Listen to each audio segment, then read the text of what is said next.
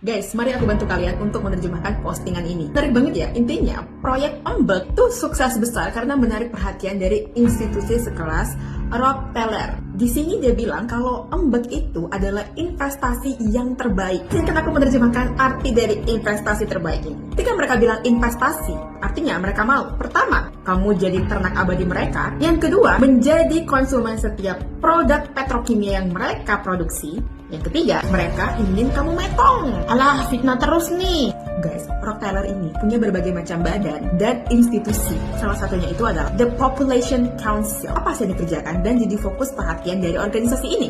Yap, kontrol populasi, terutama di negara-negara berkembang. Masih ingat kan sama Khalid Bang Japrat yang bilang kalau dia itu ahlinya dalam memberantas rakyat-rakyat kismin. Nah, si Population Council ini agendanya beti-beti lah sama si Bill Pager. Karena kalau misalkan kalian perhatikan bahwa orang-orang yang doyan beranak ini itu berasal dari negara-negara yang relatif miskin. Dan bagi geng gejali-jali ini merupakan suatu masalah. Sekali lagi, emangnya mereka itu siapa? Dan kenapa Embek di Indonesia itu adalah salah satu hal yang menarik perhatian mereka? Karena sebagai bagian dari School Meal Program, Embek ini satu-satunya yang paling sukses meracuni penerus bangsa.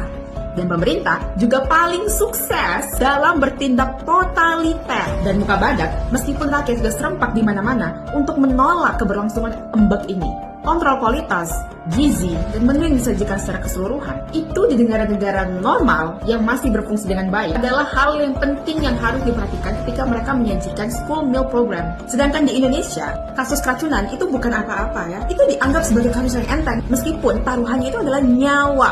Di Indonesia, nyawa anak-anak kita di mata pemerintah itu tidak berarti apapun. Bagi mereka, rakyat miskin seperti kita itu hanya dilihat sebagai angka statistik. Semuanya mereka terabas asalkan tujuan dan kepentingan asing terlaksana dengan baik. Buat Bapak Prabowo beserta seluruh jajarannya, aku cuma mau mengingatkan nyawa anak-anak kami bukan mainan dan bukan sebagai barang taruhan. Kelak semuanya kalian akan kami tuntut.